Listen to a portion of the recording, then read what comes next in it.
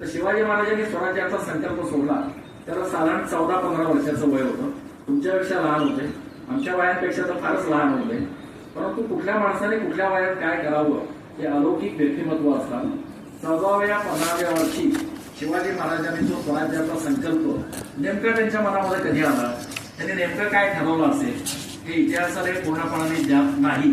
आपल्याला त्या रायरेश्वराची शपथ माहिती जेव्हा इथं जवळ आहे त्यातनं याची सुरुवात झाली आणि पुढे 1674 जर का आपण राज्याभिषेकाचा दिवस आपण धरला, ज्याला आज 352 वर्ष पूर्ण झालेली तारखेने 6 जून 2025 सालामध्ये आपण आहोत. अजून 3 दिवसांनी ज्येष्ठ शुद्ध त्रयोदशी म्हणजे तिथीनी या राज्याभिषेकाच्या कार्यक्रमाला 352 वर्ष पूर्ण होत आहेत. परंतु आजच आपण त्यांचं स्मरण करतोय, त्याला वंदन करतोय. 3 दिवसांनी त्रयोदशीच्या दिवशी पुनश्च एकदा आपण स्मरण करूच आपण. तर केवळ 29 वर्षामध्ये एक स्वतंत्र राज्याची निर्मिती करणं हे शिवरायांचं मोठं कर्तृत्व आहे. हे राज्य कुठं होतं तर महाराष्ट्रामध्ये होतं आणि महाराष्ट्राच्या पाठीमागे लागून कर्नाटकामध्ये देखील होतं. कर्नाटकातलं राज्य महाराष्ट्रातल्या राज्यापेक्षा मोठं होतं. तुंगभद्रा आणि कावेरी याच्यामध्ये 10,000 चौरस मैलाच्या प्रदेशामध्ये होतं. 10,000 होण्याचा मुलूक उत्पन्न देणारा असा शिवाजी महाराजांनी 2-2.5 वर्षाच्या काळामध्ये पादाक्रांत केला. महत्व कशा दृष्टीने, माझ्या दृष्टीने की पुढच्या काळामध्ये आपला अंतिम सामना हा औरंगजेबाशी होऊ घातलेला आहे. अखिल भारतीय दृष्टी असणारा राज्यकर्ता असं मी शिवाजी महाराजांचं वर्णन करेन. त्यावेळेला ज्यावेळेला सगळ्या सेना सामर्थ्यानिशी औरंगजेब महाराष्ट्रावरती चालून येईल त्यावेळेला युद्धमान नसणारी एक भूमी आमच्या पाठीशी पाहिजे, ज्याला बफर स्टेट असं आधुनिक युद्धशास्त्रामध्ये म्हणतात. ही शिवाजी महाराजांची दृष्टी त्याच्या मागे होती, ही शिवाजी महाराजांची विजन होती. हे मला आपल्याला सांगायचं. आता शिवाजी महाराजांचं राज्य कसं होतं तर त्या राज्याच्या एक 7 गोष्टी माझ्या दृष्टीने महत्वाच्या आहेत. की शिवाजी महाराजांच्या राज्याचं वर्णन जर का करायचं झालं, आपण आजचा पेपर जर का आपण उघडला तर पेपरच्या पहिल्या पानावरती 2-4 बलात्काराच्या बातम्या असतात. टीव्हीच्या चॅनलवरती हागवणे कुटुंबातल्या सुनबाईंच्या आत्महत्या हे विषय सगळे आपण बघतोय. या पार्श्वभूमीवरती 350 वर्षापूर्वी शिवाजी महाराजांचं राज्य कसं होतं तर शिवाजी महाराजांनी काय स्वप्न बघितलं आणि ते प्रत्यक्षात आणलं म्हणून ते आज देखील सुसंगत आहे. शिवाजी महाराजांचं राज्य असं होतं की ज्या राज्यामध्ये शीलाचा सन्मान होईल, शीलाचा सन्मान होईल, अन्यायाचा निपात होईल, पापी माणसाला शासन होईल, ज्याचा जो देव त्याची पूजा निर्भयपणाने करू शकेल, चारिधाम यात्रा सुखरूप पार पडतील, शेतातल्या धान्याला शत्रूचा धक्का लागणार नाही आणि आया बहिणींची कंकणं अखंड निनादत राहतील. ही 7वी गोष्ट सांगितलेली. अशा शांती पुष्टी युक्त राज्याचं स्वप्न शिवरायांनी पाहिलं. 1645च्या आसपास पाहिलं आणि 1674 मध्ये त्याला मूर्त सोडून दिलं. शिवाजी महाराज सप्तसरितांच्या, सप्तसिंधूंच्या, मंगलवाद्याच्या, रणवाद्यांच्या निनादामध्ये, कडकडामध्ये 352 वर्षापूर्वी तारखेने आजच्या दिवशी सिंहासनाधीश्वर झाले. औरंगजेब 3 दिवस दरबारात आला नाही, त्याने डोक्यावरचा किमा काढून फेकून दिला. स्वतंत्र राज्याचं महत्व काय त्याला व्यवस्थित समजवलं होतं. त्याला सह्याद्रीच्या दऱ्याखोऱ्यांमध्ये एक प्रतिस्पर्धी तख्त आपल्या शस्त्र सामर्थ्यावरती, क्षात्र तेजावरती, आपल्या युद्ध कौशल्यावरती, आपल्या प्रशासनाच्या नीतिमत्तेवरती शिवरायांनी उभं केलं की जे पुढे 225 वर्ष पुढे टिकलं, 1818 सालापर्यंत टिकलंय. आणि त्यामुळे युगप्रवर्तक असं आपण शिवरायांचं वर्णन करायला पाहिजे की इतिहासाला कलाटणी देऊन भारताचा इतिहास बदलला जाईल अशा प्रकारच्या स्वतंत्र राज्याची निर्मिती शिवरायांनी केली. शिवरायांचं युद्धतंत्र देखील कसं होतं, फार वेगळ्या प्रकारचं होतं. जणेवी गाव आपल्याला माहिती आहे, परंतु मिलिटरी मॅनेजमेंटच्या दृष्टीने अत्यंत गतिमान हालचाली, ज्याला इलेक्ट्रिक स्पीड आजच्या काळामध्ये आपण बघू, सरप्राईज एलिमेंट ज्याला अनपेक्षितता आपण म्हणू, की हल्ला केलाय, कपाकापी केली, मारामारी केली, शत्रू कुठून आला कळलेलं नाही आणि शत्रू निघून गेलेला आहे. अजून 2-3 पारंपरिक गोष्टी ज्याला सत्र समय आपण म्हणतो. चाणक्याचा शब्द आहे हा पुढच्या काळामधला, चाणक्याचा. 17 समय याचा अर्थ केव्हा युद्ध करायचं, कुठं करायचं, कुठल्या प्रदेशात करायचं हे शिवरायांनी कायम बघितलेलं आहे. 2-3 उदाहरणं द्यायची झाली तर ज्याला सायकोलॉजिकल वॉरफेअरच्या युद्धशास्त्रामध्ये म्हणतात, मानसशास्त्रीय प्रयोग युद्धाचा एक उदाहरण देईन की जो श्रीकृष्णाने केला. कृष्ण शेषताईच्या वेळेला कौरवांच्या सभेमध्ये की मानसशास्त्रीय खच्चीकरण शत्रूचं करणं, अफजल खानाशी गोड बोलून, इन्फिरियर, मी छोटा आहे, मी तुम्हाला घाबरतोय, अशा प्रकारचा मानसशास्त्रीय प्रयोग करून त्याला अनुकूल ठिकाणी आणलं. अफजल खान जिवंत जाणार नव्हता हे माहिती होतं शिवरायांना. तेव्हा त्या वादामध्ये पुढे आधी शस्त्र चालवलं आपण पडायला नको. अफजल खान जिवंत गेला नाही, परंतु त्यानंतर शिवराय थांबले नाही.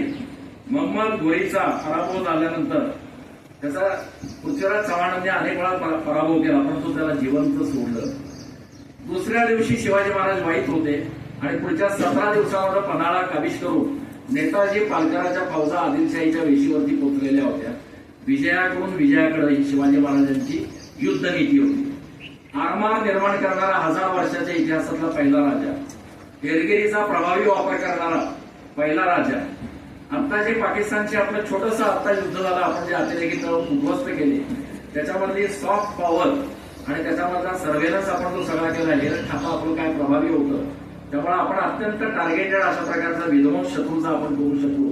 ते सगळे अतिरेक्यांचे तळ आपण उद्ध्वस्त केले. त्यामुळे शिवरायांचा आज देखील साधनं बदलली आहे, शस्त्र बदलली आहे, परंतु शिवरायांची जी दूरदृष्टी होती, शिवरायांची जी युद्धनीती होती, ही आज देखील पूर्णपणाने काल सुसंगत आहे. अजून एक शब्द मी वापरतो की संपूर्ण युद्धनीतीमध्ये शिवरायांना सद्गुण विकृती हा प्रकार शिवरायांच्या पाशी नव्हता. त्याची 2-3 उदाहरणं मी देतो. सद्गुण विकृती शिवरायांपाशी कशी नव्हती. शहाजी राजांना अटक करण्यामध्ये 2-3 माणसं होती. एक नाव त्यातलं बाजी घोरपडे, आपल्याला माहिती आहे, शिवाजी महाराजांच्या पाहुण्यांच्या पैकी होते, नातलगांच्या पैकी होते. दुसरा आदिलशाहीचा वजीर होता, गुलाम मुस्तफा म्हणून वजीर होता. आणि तिसरा अफजल खान होता. ज्या अफजल खानामुळे शिवाजीराजांच्या थोरल्या बंधूंच्या मृत्यूला कारणीभूत होता संभाजीराजे, शहाजी राजांना अटक करण्यामध्ये ज्याचा हात होता. त्यामुळे त्या भेटीला जाण्यापूर्वी जिजाऊ आऊसाहेबांनी राजगडावरती होते. त्या वेळेला शिवाजी महाराज प्रतापगडावरती आलेले होते. तेव्हा त्याने सांगितलं की थोरल्या महाराजांचं आणि थोरल्या दादा महाराजांचं उसने घेणे ते शिवाजी महाराजांनी केलेले पुढच्या काळामध्ये. यातनं मोठं संकट स्वराज्यावरती आलं, पण शिवाजी महाराजांनी त्याचा उपयोग करून घेतला. नंतर पन्हाळ्याची सुटका आहे नंतरचा विषय. म्हणजे आपण जर का विचार केला तर हे जे 4 युद्ध प्रसंग आहेत ना शिवाजी महाराजांच्या आयुष्यातले, एक पहिलं अफजल खानाचा वध आहे, दुसरा पन्हाळ्याहून सुटका आहे, हा महत्वाचा प्रसंग आहे शिवाजी महाराजांचा. तिसरा आग्र्याहून सुटका हा महत्वाचा प्रसंग आहे. हे सगळे जे प्रसंग आहेत ते फक्त 7 वर्षाच्या काळामध्ये घडलेले. म्हणजे 1659 मध्ये अफजल खानाला मारलेले, 1659. मी सत्र समय विषय वापरला. शिवाजी महाराजांची प्रत्येक मोहीम ही मध्य पक्षातली. बारकाईने जर का तुम्ही बघितलं की सिंहगड जो घेतलेला आहे शिवाजी महाराजांनी, हा माघ मध्ये 9ला घेतलेला आहे. तो पुन्हा पन्हाळा घेतलेला आहे, तो माघ मध्ये 13ला घेतलेला आहे. या सगळ्या लढायांना एकच अपवाद आहे, पन्हाळ्यावर सुटका. आषाढी पौर्णिमेला शिवाजी महाराज गेलेले, कारण घाई होती, वेळे ताराची बोलणी सुरू असल्यामुळे सैल झालेले होते. आणि आषाढातला पाऊस, ज्या भागात 300-350 इंच पाऊस पडायचा असा तो सगळा प्रदेश आहे.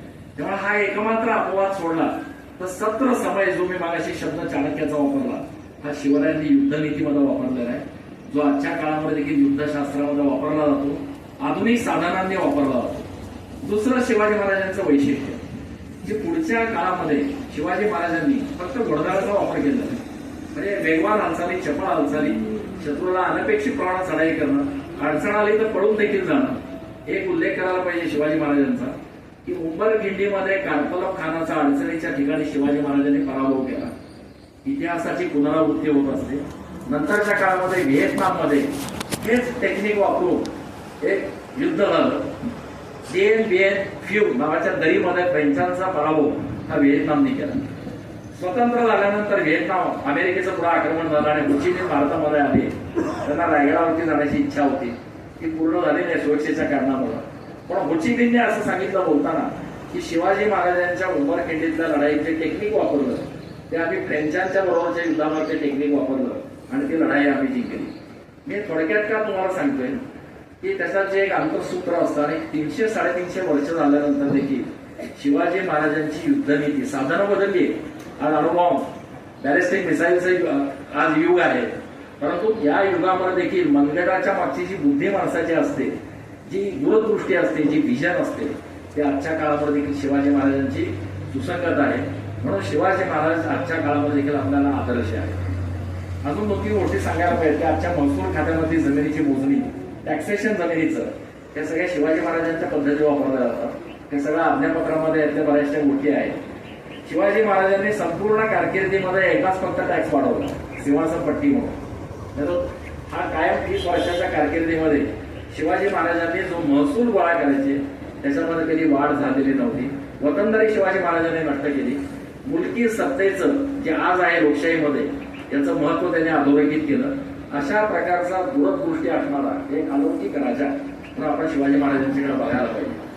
हे जे राज्याभिषेक झालेला आहे तो राज्याभिषेक परकीय आक्रमकांच्या घोड्याखाली संपूर्ण महाराष्ट्र पिचला जात असताना पूर्ण प्रतिकूल अशा परिस्थितीमध्ये सामान्य लोकांच्यातनं असामान्य नेतृत्व निर्माण करून असं झालेलं आहे.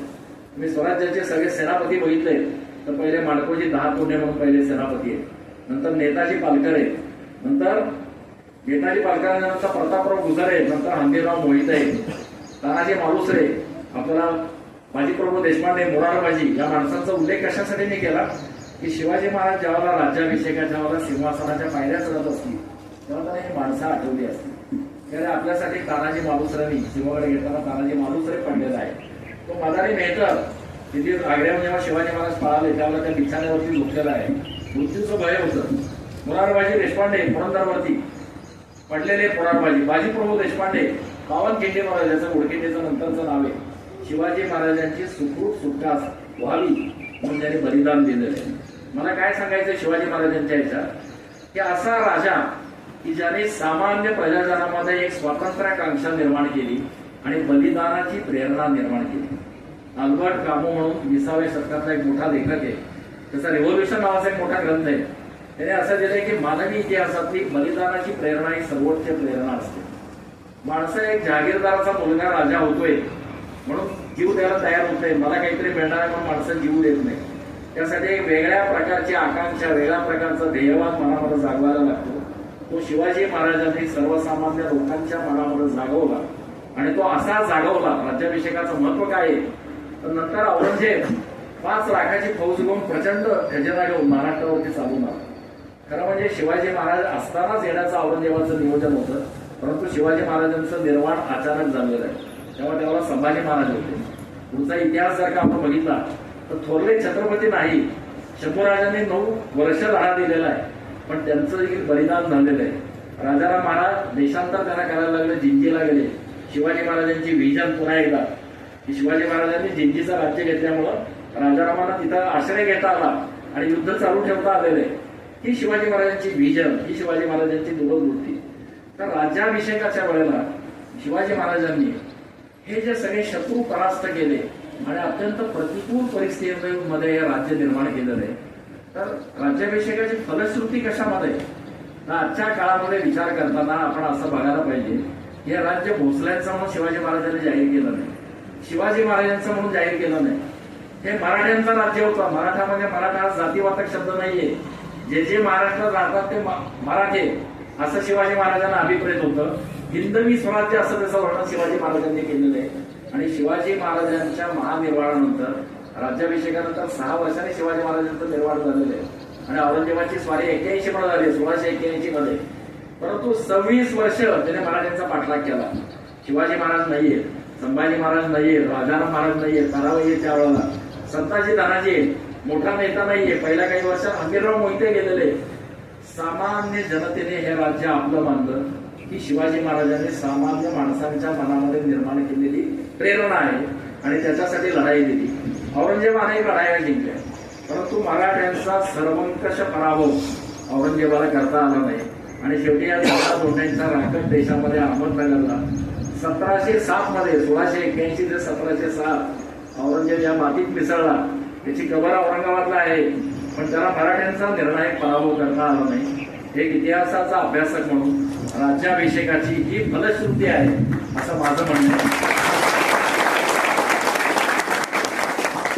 म्हणजे शिवाजी महाराजांनी लोकांच्या मनामध्ये जी स्वातंत्र्याकांक्षा निर्माण केली, जी प्रेरणा निर्माण केली की जो पुढे 26 वर्ष तर टिकली. जगाच्या इतिहासामध्ये असं समांतर उदाहरण नंतरच्या काळामध्ये एक व्हिएतनामचा अपवाद सोडला तर जगाच्या इतिहासात असं घडलेलं नाही की सामान्य जनतेने हे राज्य आपलं मानलं. पण शिवाजी महाराज हे सामान्य जनतेचे मुक्तीदाते होते. शिवाजी महाराजांच्या आधी अनेक मोठे राजे होऊन गेले. भारत स्वतंत्र म्हणजे भारतामध्ये देखील होऊन गेले. पारंपरिक नल असेल, युधिष्ठिर असेल, बलराम असेल, विक्रमादित्य असेल, चंद्रगुप्त असेल. पण सामान्य जनतेने याला देवाचा अवतार मानला. हा जणू काही देवाचा अवतार अशी लोकांची भावना होती. सर्वसामान्यपणे विष्णूचा अवतार मानलं जातं, शंकराचा अवतार काही जणांनी मानतो शिवाजी महाराजांना. एवढं प्रेम लोकांनी शिवाजी महाराजांवरती केलं.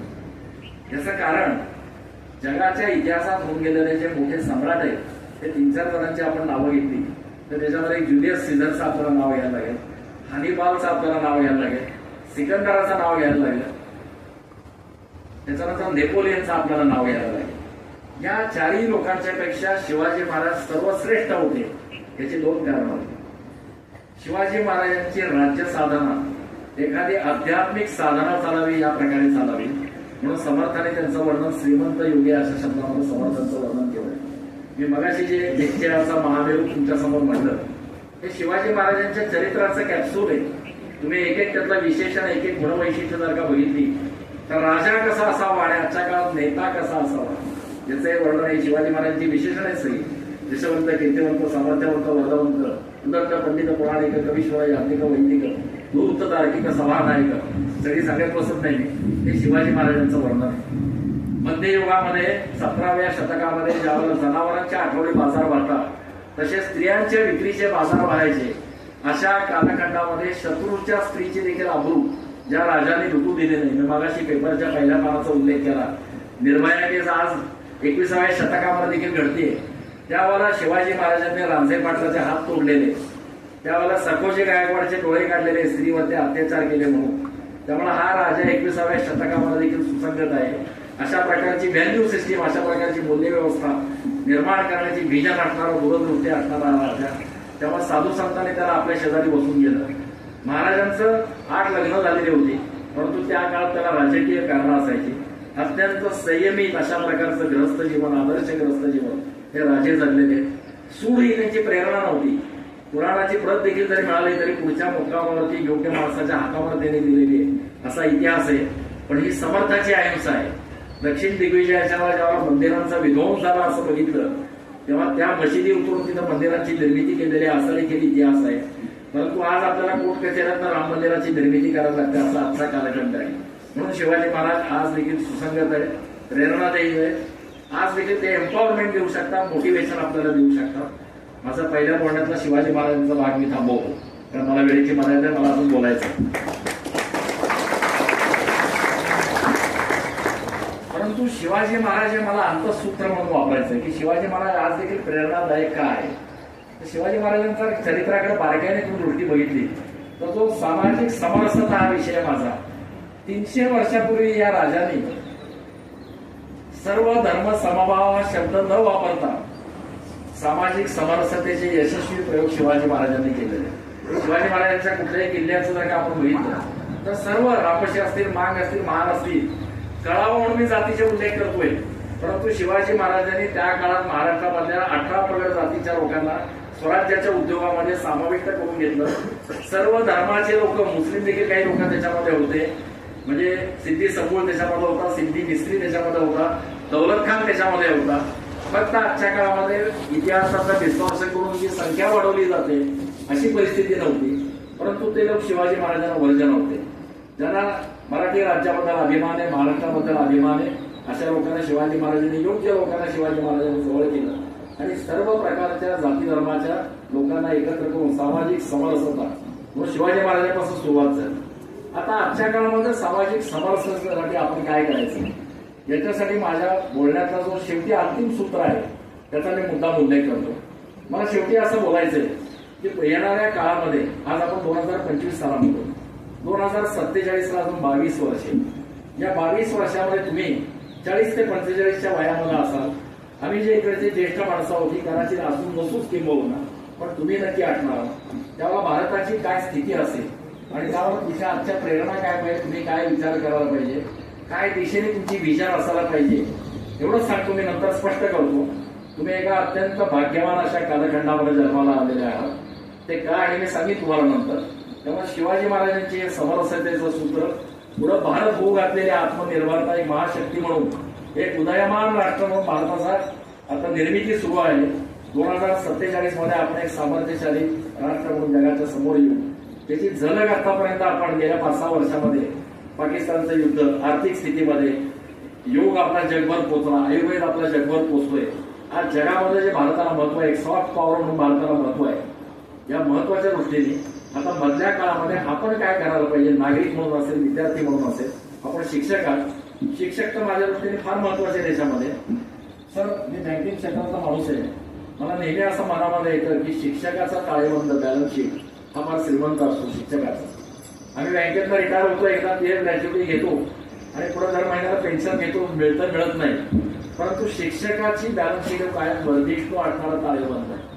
याचं कारण त्याच्या हाताकडनं जे विद्यार्थी गेलेले असतात, त्यांनी जे घडवलेले विद्यार्थी असतात, त्यांचा उर्वरित आयुष्याचा कालखंड फार मोठा असतो. तो शिक्षक आधी जातो कदाचित, परंतु प्रतिवर्षी त्याचे विद्यार्थी वेगवेगळ्या क्षेत्रावर जात असतात. ते उत्तरोत्तर मोठे होत असतात. ते मोठे होणं हा त्या शिक्षकाचा सगळ्यात मोठा ऍसेट आहे आणि म्हणून तो शिक्षक श्रीमंत आहे अशी भावना माझ्या मनामध्ये. त्यामुळे या ठिकाणी सामाजिक समरसतेबरोबर जी 4 महत्वाची सूत्र आहेत. माझ्या दृष्टीने कुटुंबाला फार महत्व आहे. कुटुंब प्रबोधन हा विषय फार महत्वाचा आहे. त्या कुटुंब प्रबोधनामध्ये आम्ही कोण, स्वचा बोध, स्वचं जागरण, आमचा पूर्व इतिहास काय आहे, आमची संस्कृती काय आहे, 5,000 वर्षाचा इतिहास आहे आमचा. जगाच्या इतिहासामध्ये ज्यावेळेला लोक आदिम अवस्थेमध्ये होते, त्यावेळेला ऋग्वेदाच्या वेदांच्या ऊर्जा इथं घुमत होत्या आणि लोक फार प्रगत अवस्थेमध्ये हे राष्ट्र होतं.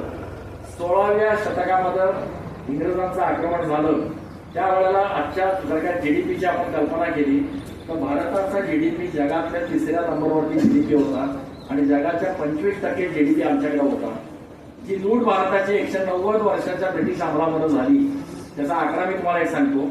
तुम्ही आयटीआयचे विद्यार्थी आहात पण तरी आकड्याशी तुमचा संबंध येतो. 45 ट्रिलियन ही कपोलकल्पित गोष्ट मी सांगत नाही, याच्यावर रिसर्च झालेला आहे, जगभरात आता सध्या मानलं जात आहे. 45 ट्रिलियन असा आकडा मी तुम्हाला सांगितला. 1 ट्रिलियन म्हणजे किती आहे तुम्हाला कल्पना नसेल. आपण सत्पुरुषांचा आर्थिक क्षेत्राशी संबंध आहे. 1 ट्रिलियन म्हणजे 1,00,000 कोटी. किती? 1,00,000 कोटी म्हणजे 1 ट्रिलियन होतो. आपण आता 4 ट्रिलियन ओलांडले डॉलरच्या तुलनेमध्ये. $1चा आजचा रेट 85+ असा आजचा रेट आहे. म्हणजे 1,00,000 कोटी म्हणजे 1,00,000 म्हणजे 5 शून्य पहिले, कोटी म्हणजे 7 शून्य, म्हणजे एकावर 12 शून्य द्यायची तुम्ही. असे 45 ट्रिलियन ब्रिटिशांनी आपली लूट केलेली आहे. असा जगामध्ये मांडलं जाते. कोण मांडतंय? आज भारतातनं परदेशामध्ये झालेल्या अनेक लोक वेगवेगळ्या विद्यापीठामध्ये बोलतात. तो माझा मुख्य विषय नाहीये, पण तुम्हाला कळावं की आपण सोन्याचा धूर सोडणारा देश म्हणजे भारताचं वर्णन अत्यंत वैभव संपन्न देश ब्रिटिशांच्या नंतर जे घडलं, त्यानंतर पुढच्या काळामध्ये 2047 पर्यंत भारत कुठे जाऊ शकतो पुन्हा एकदा, आणि आमचा मागचा इतिहास काय, यासाठी स्वजागरण आणि स्वबोध महत्वाचा आहे. आम्हाला खूप इंटिरियर कॉम्प्लेक्स आहे. जे बाहेर नाही तर ना ते सगळं चांगलं आहे असं आम्हाला वाटतं, परंतु आमच्याकडे अनेक चांगल्या गोष्टी आहेत. आपण नव्या गोष्टीचा अवश्य स्वीकार केला पाहिजे. नवीन तंत्रज्ञान आपण वापरलं पाहिजे. परंतु त्याचबरोबर आमचे जे इतिहासातले गौरवशाली प्रसंग आहेत, शिवाजी महाराजांनी प्रेरणा देशातनं घेतली. जिजाऊ साहेबांनी त्यांना रामायणातल्या गोष्टी सांगितल्या, महाभारतातल्या गोष्टी सांगितलेल्या, यातनं शिवाजी महाराज घडलेले. हा आमचा गौरवशाली जो इतिहास आहे, कुटुंब प्रबोधनाच्या दृष्टीने राम फार महत्वाचा आहे. आपण जर का रामाचा विचार केला तर त्या कुटुंबामध्ये राम, लक्ष्मण, भरत यांच्या स्पर्धा आहे, त्यागाची स्पर्धा आहे. असे आदर्श आमच्या समोर आहेत. आणि आज आपण शेताच्या तुकड्यावरनं, बांधावरनं, कोर्टामध्ये केस चाललेले आपण बघतो. हा आमचा मागचा इतिहास आहे, सांस्कृतिक इतिहास आहे. आज देखील तो सुसंगत आहे. विद्यार्थी म्हणून आपण काय करायला पाहिजे, 5 आयाम मी आपल्या समोर सांगतो. की जे नागरिक म्हणून, विद्यार्थी म्हणून, शिक्षक म्हणून आम्ही सगळ्यांनी जर का आपण आचरणामध्ये आणले तर भारताची वाटचाल ज्या दिशेने चालू आहे, त्या 2047 साली भारत निश्चितपणे महासत्ता म्हणून भारताचा उदय झालेला असेल. आता हे आम्ही का करायचंय, तर आपण राज्याभिषेक केला, आपण कार्यक्रम करतो, ढोल ताशाची पक्ष असतात, रस्त्यावर मिरवणुका काढतो, त्यातलं कृतीत काही घडत नाही. आम्ही जर का आजच्या दिवशी असा एक संकल्प केला की मी छोटासा विषय घेईन, त्याच्यामध्ये मी काम करेन, माझ्यामध्ये काहीतरी गुणात्मक परिवर्तन जर का होणार असेल तर मी शिवाजी महाराजांच्या मार्गावरती 4 पावलं टाकलेलं असा अर्थ होईल. नाही तर शिवाजी महाराजांच्या घोषणा फक्त आम्ही फॅशन म्हणून देतो, एक उत्सव म्हणून साजरा करतो आणि तो दिवस संपला की ते विसरून जातो. असं न होता माझ्या मनामध्ये एक नवीन प्रेरणा जर का जागी झाली, ज्यातनं मला काहीतरी नवीन घडवायची स्फूर्ती मिळाली, तर शिवाजी महाराजांच्या मार्गावरती मी चालतोय. आपण त्याला राष्ट्रपुरुष मानतो. तो शिवाजी महाराजांच्याच आयुष्यामध्ये, कारकिर्दीमध्ये सामाजिक समरसतेचा मी उल्लेख केला. शिवाजी महाराजांची जर का दूरदृष्टी आपण बघितली तर त्याने तोफा होतायचे कारखाने उघडले, पोरदारावरती कारखाने होते शिवाजी महाराजांचे. शिवाजी महाराजांनी जे नाविक दल उभं केलं त्याने ब्रिटिशांच्या सामर्थ्यशाली आरमाराला अनेक वेळेला पाणी पाजलेलं आहे. तुकोजी होळकरांच्या काळामध्ये 1700 सालाच्या पुढे तुकोजी होळकरांचा दस्तक घेतल्याशिवाय ब्रिटिश आणि पोर्तुगीज गलबत समुद्रात जाऊ शकत नव्हते. अशा प्रकारचा दरारा तुकोजी होळकरांनी निर्माण केला. म्हणजे ब्रिटिश दर्यावरती होते, त्यांचा आरमार जगामध्ये प्रसिद्ध होतं. अशा आरमाराचा तुकोजी होळकरांनी अनेक वेळाला पराभव केला. शिवाजी महाराजांची विजन कशी होती बघा. आमच्याकडच्या समुद्र उथळे खाड्या आहेत आमच्याकडे, त्यामुळे आपली जी लहान होड्या असायच्या त्या पसरट खालचं बुड असायचं. मग इंग्रजांच्या लक्षात आलं की त्यांची मोठी जहाजं आपल्या बंदरातून आत येऊ शकायची नाही. आणि शिवाजी महाराजांच्या ज्या छोट्या होड्या होत्या, ते त्यांच्या युद्धनौका होत्या, त्या मात्र आरमाराचा पराभव करून परत आपल्या बंदरामध्ये किल्ल्यांची एक साखळी उभी केली शिवाजी महाराजांनी कोकण किनारपट्टीवरती. सिंधुदुर्ग मालवणचा नव्याने शिवाजी महाराजांनी निर्माण केलेला आहे. ज्या वेळेला कोकणचं संरक्षण संपलं त्यावेळेला कोकण किनारपट्टीवरनं पाकिस्तानी अतिरेकी आमच्याकडे आले आणि मुंबईवरचा जो हल्ला झाला 2008 सालचा, म्हणजे शिवाजी महाराजांना कोकणाचं महत्व कसं कळलेलं होतं. म्हणजे मला जे सारखं तुम्हाला सांगायचं की स्वबोध स्वजागरण हे शिवाजी महाराजांनी प्रत्यक्ष केलेलं आहे. शिवाजी महाराजांचं कुटुंब आदर्श कुटुंब शिवाजी महाराजांचं होतं. आता कौटुंबिक गोष्टींना शिवाजी महाराजांना महत्व देता यायचं नाही. याच्या 2-3 गोष्टी मी तुम्हाला सांगतो की ज्यावेळेला म्हणजे मोठ्या महापुरुषांच्या आयुष्यातले दुःख त्याचे असतात आणि ती बाजूला ठेवून त्यांना कसं वागायला लागतं. त्या अफजल खानाचा समाचार घेण्यासाठी राजगडावरनं शिवाजी महाराज हे प्रतापगडावरती वरती गेलेले होते. त्या कालावधीमध्ये सईबाई साहेबांचा म्हणजे शंभूराजांच्या मातोश्री यांचा मृत्यू झालेला आहे. त्यांच्या अंतिम संस्काराला शिवाजी महाराज उपस्थित नाही. दुसरा प्रसंग 1666 साली सुरतेची लूट करून परत येत असताना रस्त्यामध्ये शहाजी महाराज निवर्तले याचा निरोप कोदेगिरीपाशी कर्नाटकामध्ये शिवाजी महाराजांना मिळाला. शिवाजी महाराजांना ताबडतोब जाता आलं, कर्तव्यावरती होते. शिवाजी महाराज सुरतेची मोहीम संपून ते परत येत होते आणि ते परत येत असताना दाऊद खान कुरेशी बरोबर त्यांचे एक युद्ध झालेले येतात, त्याच्यावरती हल्ला केला गेला. हा जो इतिहास आहे तेव्हा शेवटचं उदाहरण शिवाजी महाराजांच्या याच्यातलं हे राज्याभिषेकाचं मी उदाहरण सांगितलं. राज्याभिषेक झाल्यानंतर 11व्या दिवशी जिजाबाई साहेबांचं निधन झालेलं आहे. त्यांच्या आयुष्यात एक मोठा दुःखद प्रसंग आला. पण महापुरुषाने दुःख देखील साजरा करता येत नाही. त्यांच्या एक राणीसाहेब काशीबाई साहेब या राज्याभिषेकाच्या आधी गेलेले. प्रतापराव गुजर वेडा तो मराठी वीर दौडले असं आपलं ही कविता माहिती आहे ना आपल्याला. त्यांचा मृत्यू राज्याभिषेकाच्या आधी झाला. शिवाजी महाराजांचा सरसेनापती, लाडका सरसेनापती. त्यामुळे कुटुंब व्यवस्था, आपलं कुटुंब प्रबोधन याला देखील फार महत्व आहे. माझ्या मते कुटुंब प्रबोधनातनं म्हणजे आपल्या कुटुंबातनं हे जे 4 घटक आहेत बाकीचे की ज्याचा सामाजिक समानता येते, हे संस्कार आपल्याला कुटुंबातनं मिळतात. नागरी कर्तव्याचे देखील संस्कार आपल्याला कुटुंबातनं मिळतात. पर्यावरणाचा संस्कार देखील कुटुंब चांगला असेल तर आपल्याला घरातनं आपल्याला मिळू शकतो. आणि जे नागरी कर्तव्य, आता नागरी कर्तव्य म्हणजे काय असं तुमच्या मनामध्ये ते तुम्हाला समजतील रुजतील अशी सोपी उदाहरणं सांगतो. हेल्मेट वापरा असं सांगितलं. आता आपण रोज पेपर बातम्या वापरतो की हेल्मेटचा वापर झाल्याने अपघात झालेल्या तरुण मुलांचे. मी आता डेक्कनच्या विद्यापीठावरती काम करतो. आमचा एक विद्यार्थी आता गेल्या महिन्यामध्ये 12 लाखाची गाडी, हेल्मेट 1 लाखावरच आहे. कोल्हापूरची बातमी आणि पुण्याची बातमी, रोड ऍक्सिडेंटमध्ये गेला. आपल्या डोळ्यासमोर असे उदाहरण असतं. आपण सिग्नल पाळतो का, रेड सिग्नल आल्यानंतर आपण थांबतो का जातो, सोप्या गोष्टी. घरी नळ माझा उघडा आहे, मी पाण्याचा वापर कसा करतो. रस्त्याने जाताना मला एखादी तुटी उडी दिसली, मी बंद करायची भावना मला होते का. हे सरकार आहे, माझा काही संबंध आहे याच्याशी असा भाव माझ्या मनामध्ये येतो. आणि एक छोट्या गोष्टी आहेत. माझ्या घरातला कचरा त्याची विल्हेवाट मी कचरा गाडीमध्ये टाकतो. त्या जाताना हळूच रस्त्यामध्ये आपण बघतो अशी ढीक आली करेल कचऱ्याची. आपण थोडासा हात डोकावून बघितला, आपण थोडंसं सीमावलोकन केलं तर माझी नागरी कर्तव्य काय आहे. माझं राष्ट्रगीत लागताना मी सिनेमा थिएटरमध्ये जातो. राष्ट्रगीत लागल्यानंतर लोक बाहेर जायची घाई असते. मी शाळेतले अनेक विद्यार्थी, मी शालेय संस्थांमध्ये काम करतो, मी डेक्कन एज्युकेशनमध्ये काम करतो. आमच्या 60 एकूण संस्था आहेत. पण त्या फर्ग्युसनच्या आवारामध्ये 100 एकराचा आवार आहे. त्या आवारामध्ये कुठेही राष्ट्रगीताचा आवाज आला तर माणसं जागेवर उभी राहतात. असा एक संस्काराचं वातावरण त्या ठिकाणी मी लोक करत असतात. शाळांमध्ये हे वातावरण अजून आहे. असं रस्त्यामध्ये परदेशामध्ये युरोपमध्ये जर त्या राष्ट्रगीत वाजलं तर लोक थांबलेले असं वातावरण आहे. की भावना आमच्या मनापासून येते का. नागरी कर्तव्य म्हणजे शेवटी काय, सोप्या छोट्या गोष्टी आहेत. मी टॅक्सेस भरतो का, त्या टाइम बुडवावा अशी इच्छा माझ्या मनामध्ये येते. लाचलुचपत सरकारी खात्यामध्ये पैसे देऊन माझं काम करावं असं मला वाटतं का? व्यावहारिक विचार करावा असं वाटतं का? हे आत्मपरीक्षणाचे विषय आपल्या मनामध्ये येतं की नागरिकत्व म्हणजे नेमकं काय, आता कुटुंब म्हणजे नेमकं काय. माझ्या दृष्टीने कुटुंब हे राष्ट्राचं लघुरूप आहे. मी कुटुंबामध्ये कसा वागतो असाच राष्ट्राबद्दलच्या भावना माझ्या मनामध्ये असतात. माझ्या घरामध्ये एखादे आजोबा आजी असतात, ते आज कदाचित काही मिळवत नसतील, परंतु त्याला अनेक घरातनं आज देखील मान दिला जातो. आज देखील तो ज्येष्ठ माणूस आहे, त्यांनी त्यांच्या काळामध्ये काम केलेलं आहे, त्यांच्याकडनं अनुभवाचे 4 गोष्टी आम्हाला आज देखील मिळत असतात. कुटुंबामध्ये त्यागाची भावना असते. आपल्या आई जी कुटुंबातली असते, कशाचाही विचार न करता ते आपल्यासाठी अनेक गोष्टी करत असते. हे त्यागाचं मोठं उदाहरण आहे. अनपेड आणि 24 तास आज कामामध्ये एक आठवड्याची सुट्टी असते, रोजच्या 8 तास ठरलेले असतात, पण आपल्या घरातल्या आईला कधी सुट्टी नसते. असा विचार आपल्या मनामध्ये येतो का? मुलं रस्त्यामध्ये मुलीची टिकल-टवाळी करतात अशी उदाहरणं आपण बघतो. पोलीस कंप्लेंट होतात, निर्भया पथकं स्थापन करायला लागतात. घरातनं एखादी आई असं मुलाला आजच्या काळात सांगू शकते का? त्या घरामध्ये त्याला बहिणी देखील असतात. एखाद्या मुलाच्या मनामध्ये एखादी मुलगी रस्त्याने जात असताना आपल्या बहिणीची आठवण येते का? आपल्या बहिणीची आठवण येते का?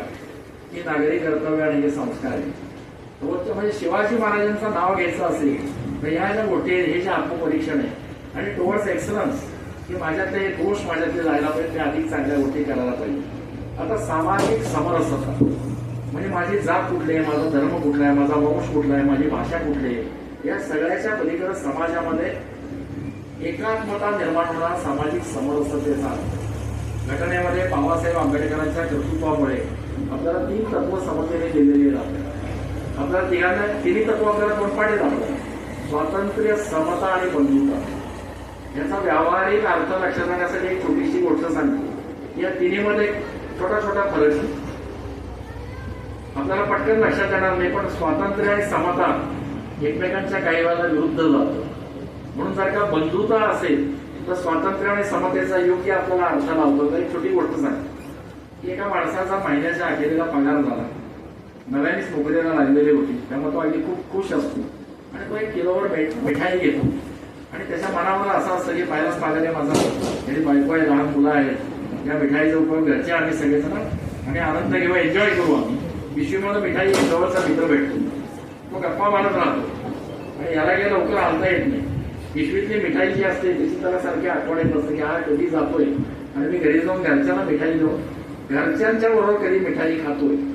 मित्र समोर उभा असतो पण त्याला द्यावी असं काही त्याला वाटत नाही. हे स्वातंत्र्य त्याच्या मनामध्ये, हे स्वातंत्र्याचं पहिलं उदाहरण आहे. पुढं समता शब्द आहे. आज बऱ्याच सहकारी बँकामध्ये, सहकार खात्यामध्ये बरेचशी संस्था असतात, त्या ठिकाणी गिफ्ट म्हणून काही मिठाई दिली जाते, काही खाऊचं वाटप केलं जातं. त्याचा फार आनंद वाटत नाही आपल्याला, कारण माझ्या शेजारच्याला पण तेच मिळालेलं असतं जे मला मिळालेलं आहे. मला मिळालंय तेच त्याला मिळाले, वेगळं विशेष मिळालं नाही. समता आहे पण समतेचा फार आनंद वाटत नाही, कारण त्यालाही तेच आहे, मलाही तेच आहे. पहिलं झालं स्वातंत्र्य आहे, दुसरं झालं समता. आता बंधुता दिसते. हाच माणूस हळूहळू संस्कारित होत जातो. अशीच मिठाई घेतो आणि येताना त्याला गणपतीचं मंदिर लागतं. चतुर्थीचा दिवस असतो, आता आरतीचा आवाज येतो, तो मंदिरामध्ये जातो. ही मिठाई पेढे असं आपण म्हणू, देवासमोर थोडा वेळा नैवेद्य दाखवतो. घरी जायचा विचार असतो पण त्याच्या मनात काय भावना येते कोणातो. जे भक्तगण जमलेले असतात, ओळखीचे असतात, अनोळखी असतात, एकेकाला पेढा द्यायला लागतो. तर सगळ्यांना फार छान वाटतो पेढा प्रसाद. ही बंधुता आहे.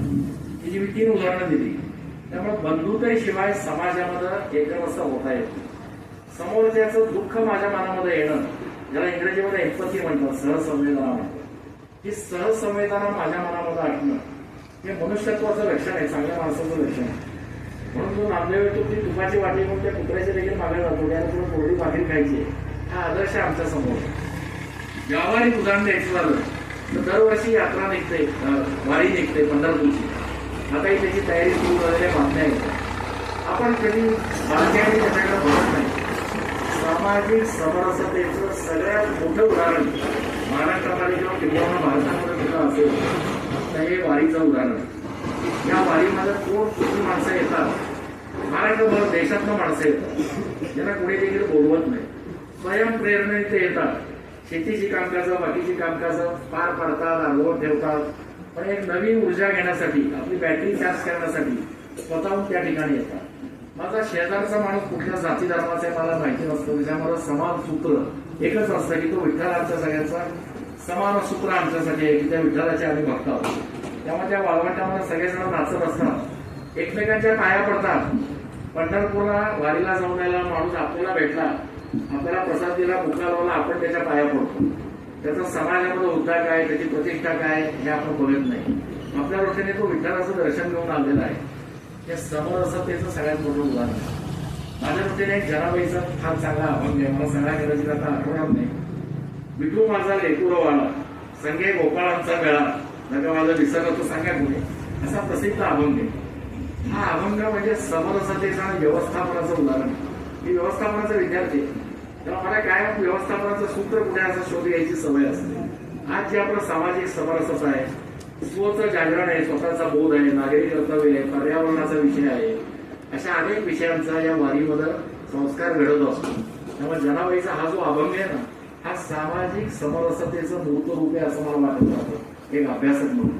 तेव्हा त्याच्यामध्ये विठू माझा लेकुरवाला संगे गोपाळांचा मेळा, पुढे वर्णन काय केलंय, निवृत्ती हा खांद्यावर आहे असं म्हणलेलं आहे. निवृत्तीनाथ खांद्यावर आहे, सोपानाचा हात धरी, याला महत्व काय दोन्ही ओळींना तुम्ही पुढे सांगतो. त्याच्यामध्ये ज्ञानेश्वर पुढे चालते असं वर्णन आहे, मागं मुक्ताबाई असं वर्णन केलं. मांडीवरती गोरोबा कुंभार आहे, गोरा कुंभार मांडीवरती असं वर्णन केलंय. पुढची जी दोन नावं आहेत ते चोखा मेळ्याचं आणि जीवा, संत जीवा हे नाव आहे. चोखा जीवा बरोबरी असं नाव आहे. या बरोबरी शब्दाला देखील महत्व आहे.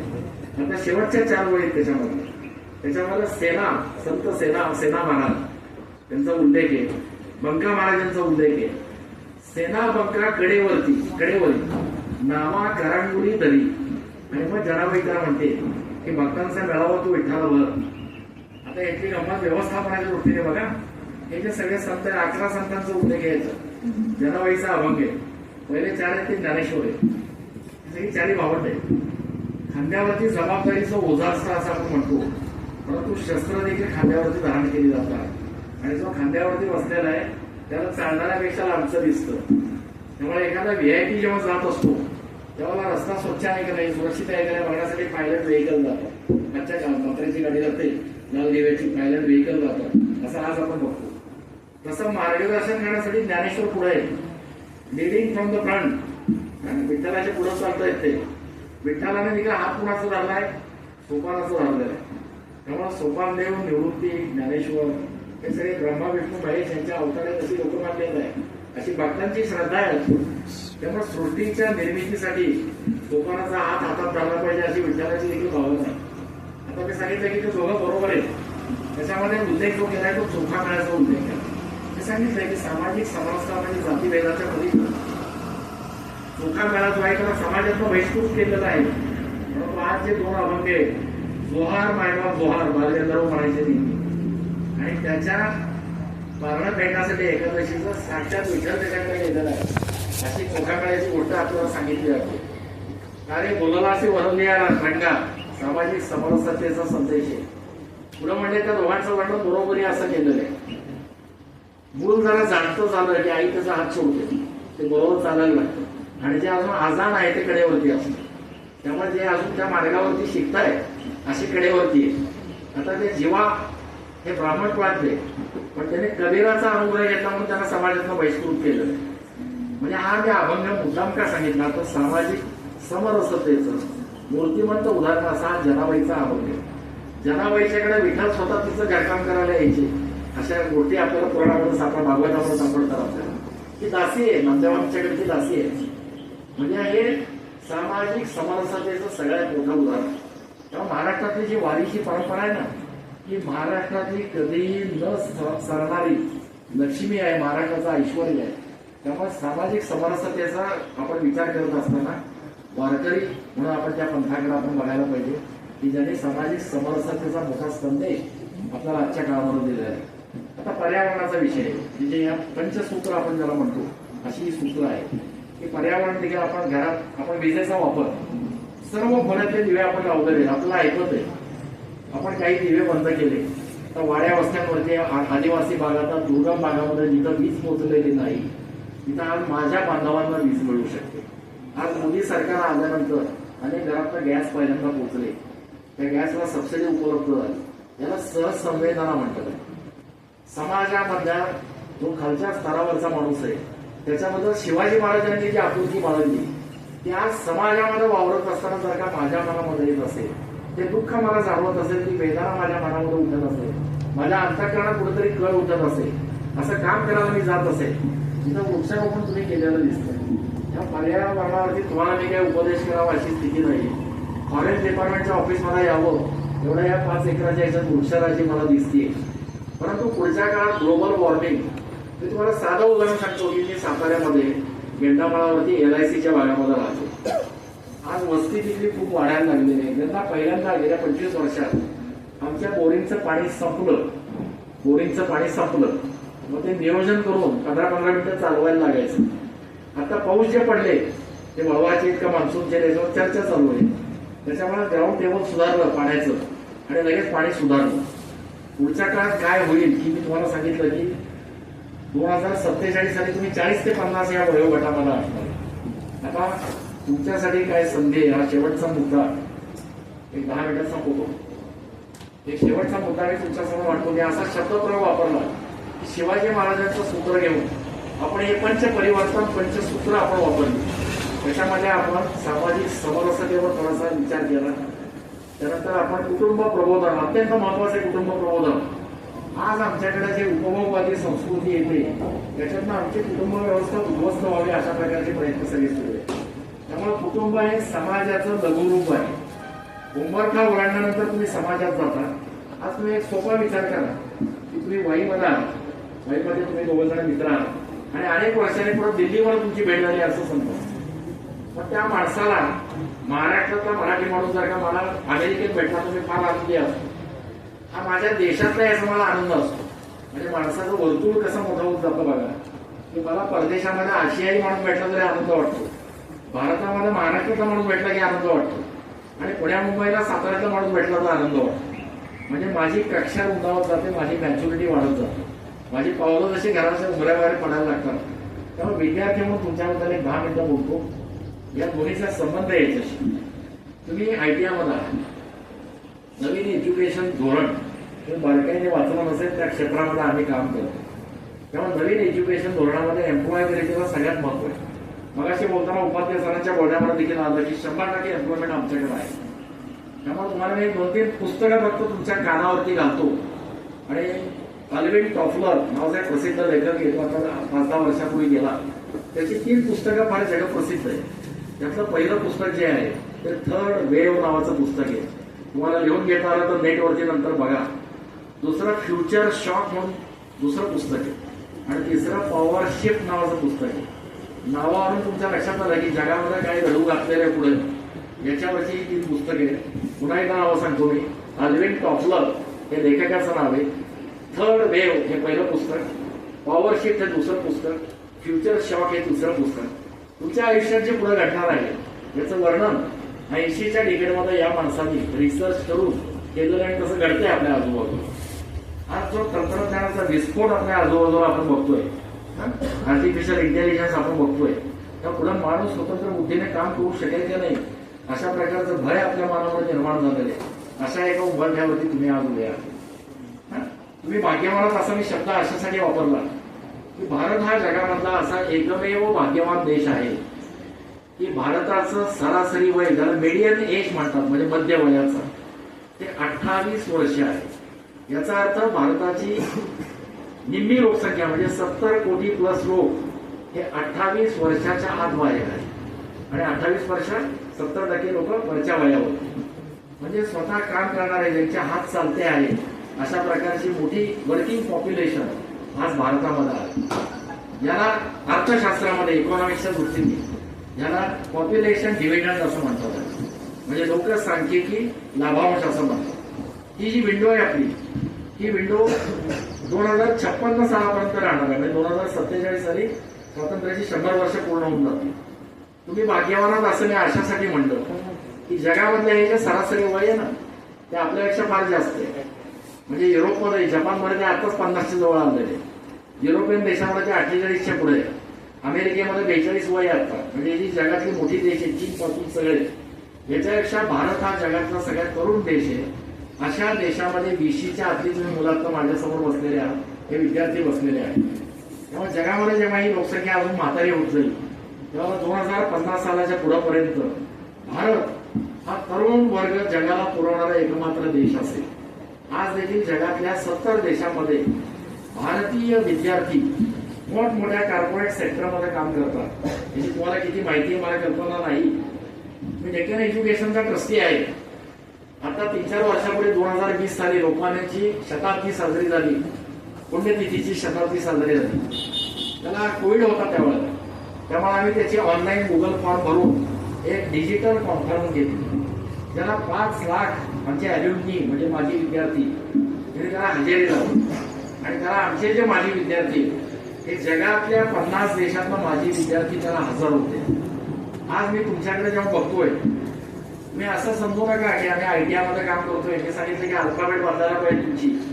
तुमच्यापाशी एक असं कौशल्य आहे की जगामध्ये कुठेही गेला तरी you will recognise as a professionally self employed. जगामध्ये कुठेही गेला तरी प्रोफेशनली सेल्फ एम्प्लॉईड हे तुमचं क्वालिफिकेशन कायम राहणार आहे. तुम्ही तुमच्या पायावरती उभं राहू शकणार. आणि याच्या जे सरांनी मगाशी दाखवले ना सगळे हे व्हिडिओच्या ह्याच्यामध्ये सगळ्या PPT मध्ये दाखवले, याला जगामध्ये मोठी डिमांड आहे. तुम्ही एकच काळजी घ्यायला पाहिजे की टेक्नॉलॉजीचा भय न बाळगता त्याच्यामध्ये घुसायला पाहिजे तुम्ही. आणि मल्टिपल स्किल तुम्हाला असायला पाहिजे. आणि इंग्रजी बोलण्याचा थोडासा तुमचा अभ्यास पाहिजे. त्यामुळे ITI मध्ये देखील आपल्याला जर का बाहेर दिल्ली सगळ्या मेट्रो सिटीजमध्ये आपल्याला जायचं असेल तर थोडीशी संभाषण करा, थोडेसे बिझनेस एटिकेट्स, बाहेर वावरायचं थोडंसं ट्रेनिंग. तुम्ही मेहनत या, कष्टाळू आहात, कष्टाला तुम्ही मागत नाही. इथं जे कौशल्य तुम्हाला दिली जातात त्याच्यात देखील ती तुम्ही आत्मसात केलेली आहे. परंतु ज्याला आजच्या व्यवस्थापनाच्या भाषेमध्ये थोडंसं स्ट्रीट स्मार्ट होणं म्हणतात, ते स्ट्रीट स्मार्ट तुम्ही झालात की तुम्हाला भारतामध्येच आज भरपूर डिमांड आहे. आणि पुढच्या कालावधीमध्ये जर का तुम्ही थोडीशी व्यवस्थापनाची त्याला जोड दिली तर जगभरामध्ये तुम्हाला संधी उपलब्ध होऊ शकतील. हे मी व्यवस्थापनाचा अर्थशास्त्राचा विद्यार्थी म्हणून खात्रीपूर्वक तुम्हाला सांगतो. मनाच्या कोपऱ्यामध्ये कुठेतरी जर का आपल्याला इन्फिरियर कॉम्प्लेक्स असेल, आम्ही कुठेतरी कमी आहोत, छोटे आहोत, सरकारी ITI मध्ये आम्ही शिकतोय. सरांनी मगाशी सांगितलं की 1 लाखाचे 2 पुरस्कार तुम्हाला मिळाले. त्याला तुम्ही कॉम्प्लीट करताना COP गव्हर्नमेंटचे इंजिनिअरिंग कॉलेजचे विद्यार्थी समोर होते, बरोबर ना सर? IITचे विद्यार्थी समोर होते. तुमची क्षमता आहे, तुमचं पोटेन्शियल आहे. स्वतःचा हात डोकवून बघा, आपलं पोटेन्शियल काय आहे लक्षात घ्या. आणि मी जे सूत्र सांगितलं की आमचा गौरवशाली इतिहास छत्रपती शिवाजी महाराज यांनी इतिहासाला गती दिली, म्हणून ज्यामुळं आज आपण इथं हा कार्यक्रम करू शकतोय. तर हा कार्यक्रम देखील शिवाजी महाराजांचा उदय झाला नसता तर इथं आपण देखील हा कार्यक्रम करू शकलो नसतो. हे इतिहासाचं वास्तव आहे. त्यामुळे त्या युवा पुरुषापासून प्रेरणा घेऊन आमच्या आयुष्यामध्ये ही जी पंचसूत्री आहे त्या पंचसूत्रीमध्ये जर का आम्ही परिवर्तन थोडंसं घडवलं, एक जबाबदार नागरिक म्हणून विद्यार्थ्याचे नागरिक म्हणाला तुम्ही, हे पुढे संसारात पडणारा, जबाबदारी घेणारा. त्यामुळे त्याचं थोडंसं शिक्षण तुम्हाला आपल्या कर्तव्याची जाणीव आपल्याला पाहिजे. इन्फिरियर कॉम्प्लेक्स आपण काढून टाकायला पाहिजे. आणि आपलं अधिकाधिक स्किल, आपलं नॉलेज याचं शार्पनिंग कसं होईल, अधिक टोकदार कसं होईल. जगामध्ये तुम्हाला डिमांड असणार आहे. आणि तुम्ही फक्त 28 वर्षाच्या आतच तुम्ही तर आज भारताच्या ॲव्हरेज वय 28 आहे असं मी सांगतोय. तुम्ही त्याच्याही खाली आहात, म्हणजे अजून 8 वर्ष मागेच आहात तुम्ही. त्यामुळे तुम्ही ज्यावेळेला ऐन करिअरच्या कारकिर्दीच्या भागामध्ये असाल त्यावेळेला जगातलं तुम्हाला डिमांड असेल. आता मेहनत करा, कष्ट करा. जो आता मेहनत करतो आणि कष्ट करतो तो पुढे सुखी असतो. त्यामुळे आधी तुम्हाला शेवटी सुख पाहिजे का आता सुख पाहिजे हा चॉईस तुम्हाला. आता मौज मजा केली, शेवटपर्यंत काम करायला लागणार. शेवटपर्यंत तुमची करिअर चांगली होणार नाही, तुम्हाला मेहनत करायला लागणार. पण आता तुम्ही विद्यार्थी म्हणून जर का मेहनत केली, आता एक शेवटचं तुम्हाला एक सुभाषित सांगतो, माझं बोलणं संपवतो. विद्यार्थी म्हणून तुम्ही काय करायला पाहिजे. मला एक संस्कृत सुभाषिताची आठवण, सकृत दर्शने त्याचा अर्थ तुम्हाला भयंकर वाटेल तुम्हाला.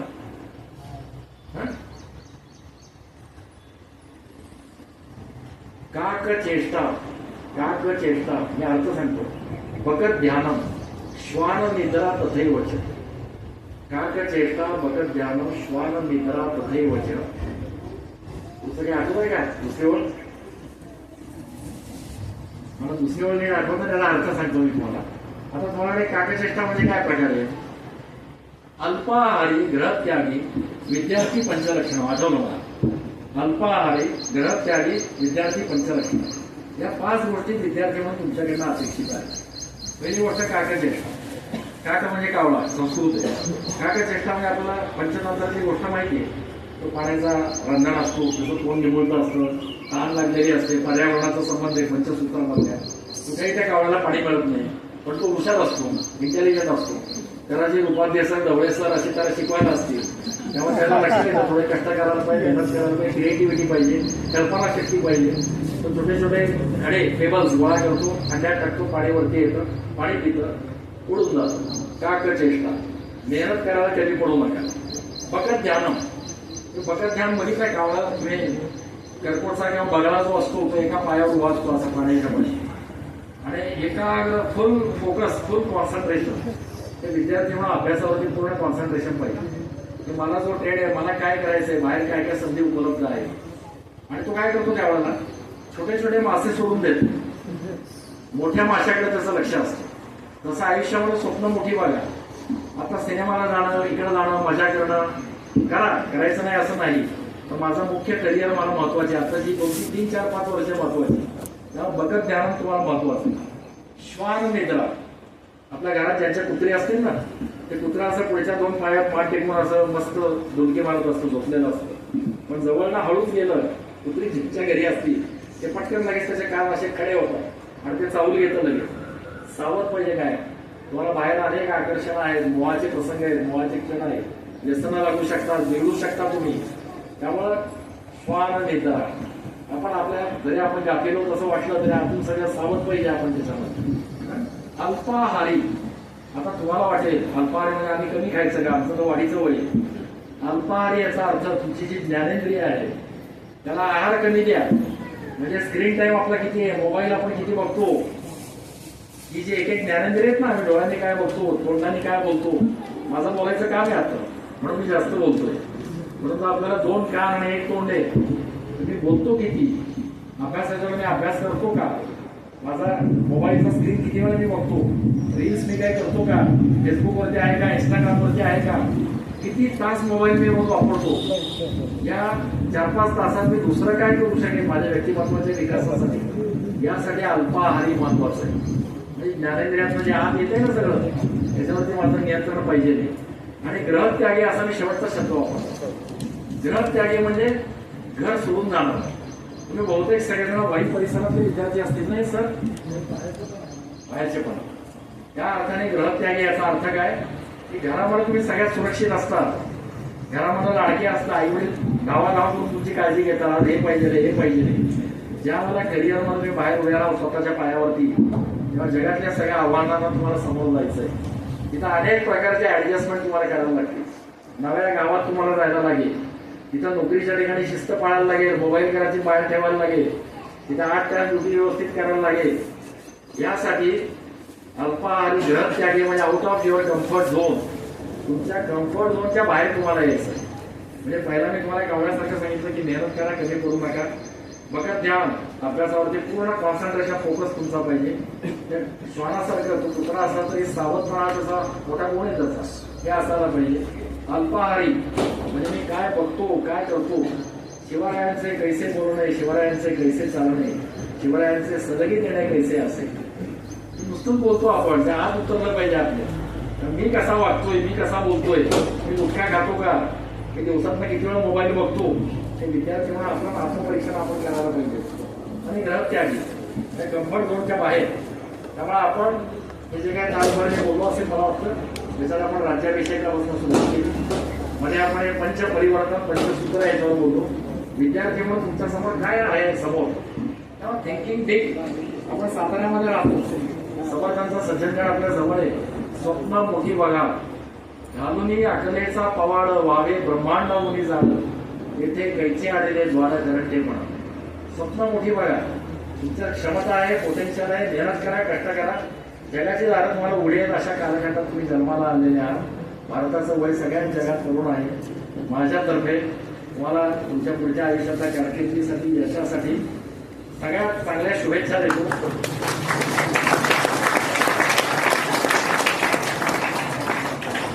माझं बोलण्याचा समारोप करताना शिवरायांच्याकडे आपण एक मागणा फक्त मागूया की शिवरायांच्याकडनं काय पाहिजे रे मला 4-5 ओळीत फक्त मी तुम्हाला सांगतो की शिवरायांच्याकडनं मी काय शिकायला पाहिजे 4-5 ओळीत फक्त असं मागूया आपण. तेव्हा शौर्याचा एक औषध आहे शिवाजी महाराजांना मागतोय आपण. आज देखील शौर्य आवश्यक आहे. एखाद्या मुलीची रस्त्यात छेड काढली जात असताना माझी कांचीला गरम होतात का? प्रतिकार करायची भावना माझ्या मनामध्ये येते का? तेव्हा शौर्याचा एक औषध आहे. तेव्हा धैर्याचा जरा स्पर्श दे. तेव्हा तेजातील एक किरण दे. जीवनातला एकच क्षण दे. त्या दीप्तीतून गाही दिशा धुत उजळून टाकू पुसू पानिपत. ते पानिपतचा आमचा पराभव एक नाव आलेलं नसतं विषय पण ते पुसून टाकू आम्ही तसं पुसू पानिपत. पुन्हा लिहाया मुचे भारत. व्यास वाल्मिकी येतील धावत. व्यास वाल्मिकी येतील धावत. धन्यवाद.